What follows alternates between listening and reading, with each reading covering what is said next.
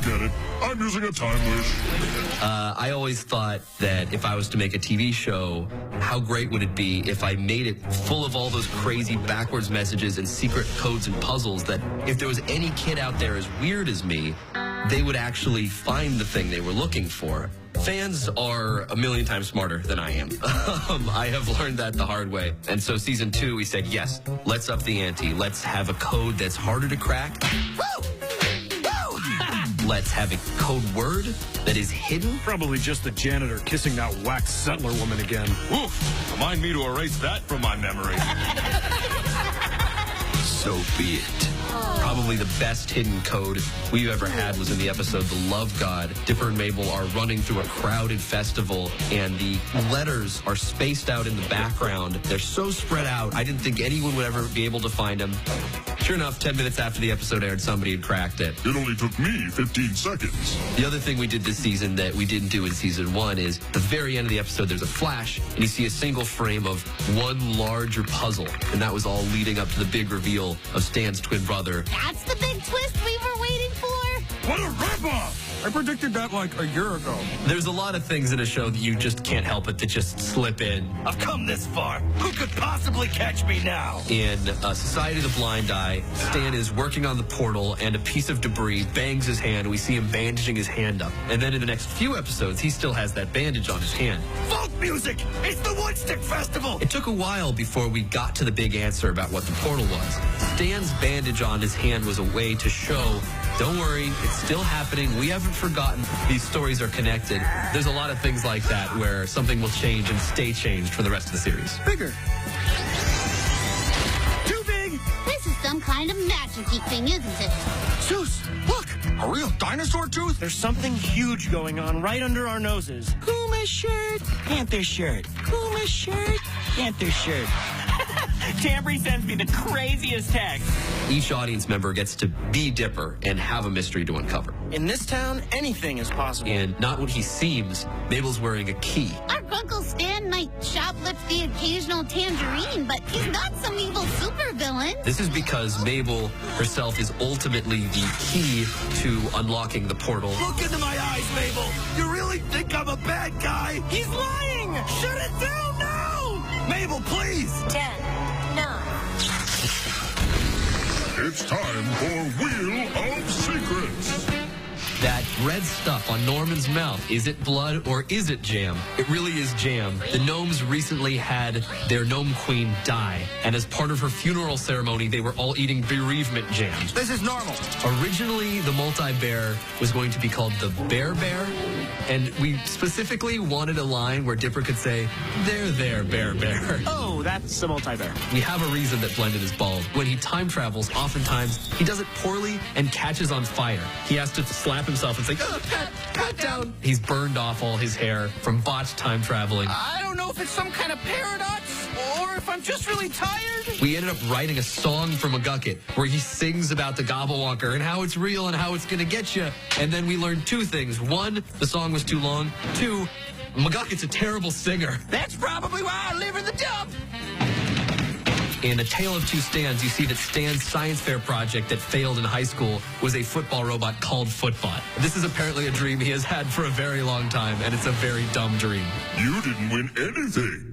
One secret about the show that not a lot of people know is that some names of incidental characters, of side characters that don't really matter in the show, Hey, I'm Gabe Benson, y'all. This is Leah Nate. a number of them are based on boys my sister had a crush on in middle school and elementary school. Awesome comeback, Mabel. Don't treat me like a child, Zyler. She called me up and she's like, what is that guy's name doing in there? And I was like, don't worry, I won't tell anybody. So please don't tell anybody.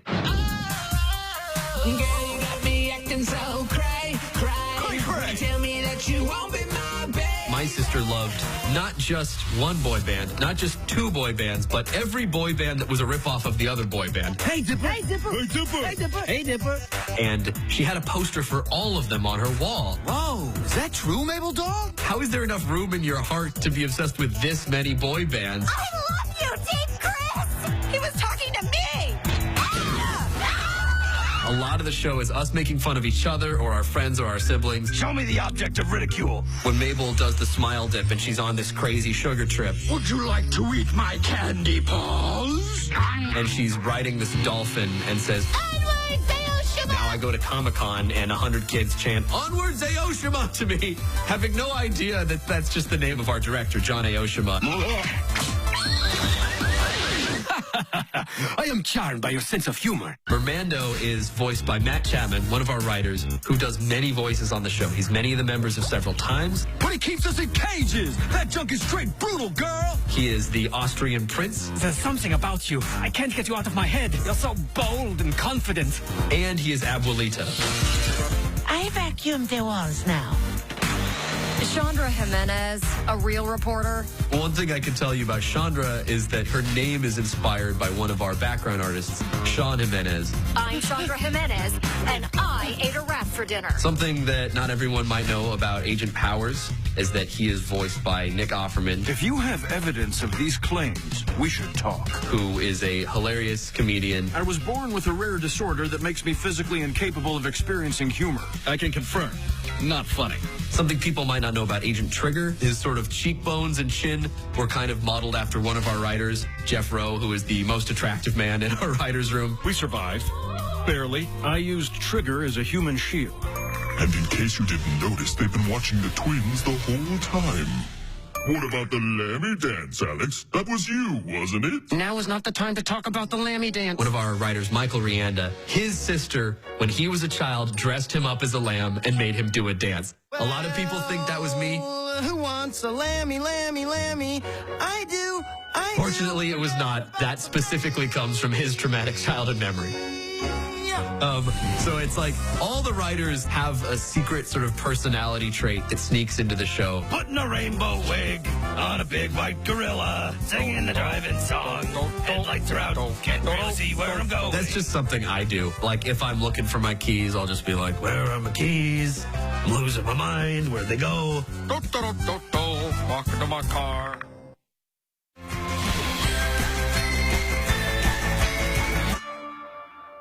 Time is running out, Alex. Tell them more. USA! USA! USA! USA! Chanting, I think, would happen a lot in the writer's room. Michael Rianda, if it would be lunchtime, he would do lunchtime.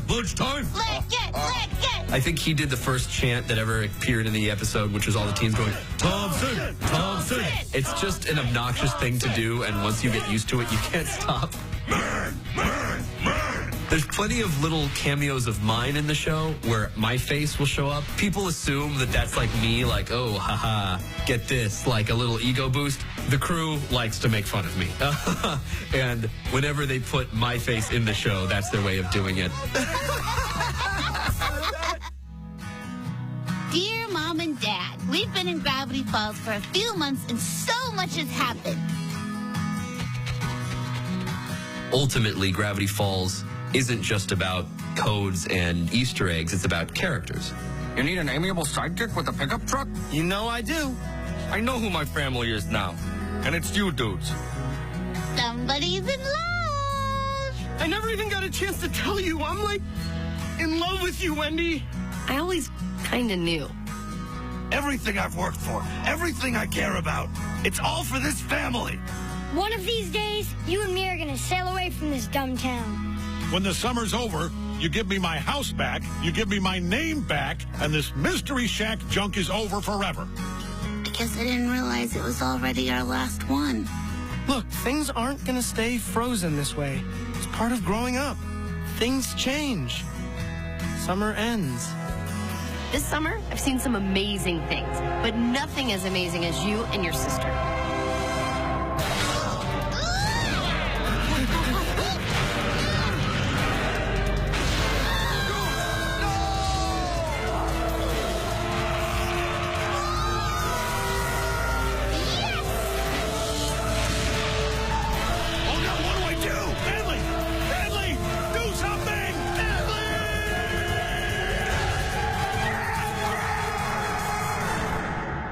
Told me there was no one in Gravity Falls I could trust. But when you battle 100 gnomes side by side with someone, you realize that they've probably always got your back. I mean, who would sacrifice everything they've worked for just for their dumb sibling? Don't worry, bro. Wherever we go together. I don't know what's going to happen in the future, but whatever it is, you don't have to fear because we'll do it together. Is there no one who will save the people of this town? Let's beat Bill and grow up together. All right, guys, are you ready for this? Sorry, Mableland. It's time to burst your bubble! Let's get 'em, dudes. And the biggest secrets are yet to be revealed. Get it! Get it! Get it! Get it! Get it! Get 'em! Get 'em! Got it! You guys aren't actually going to put this on TV, are you? All right, I'm done here. Oh!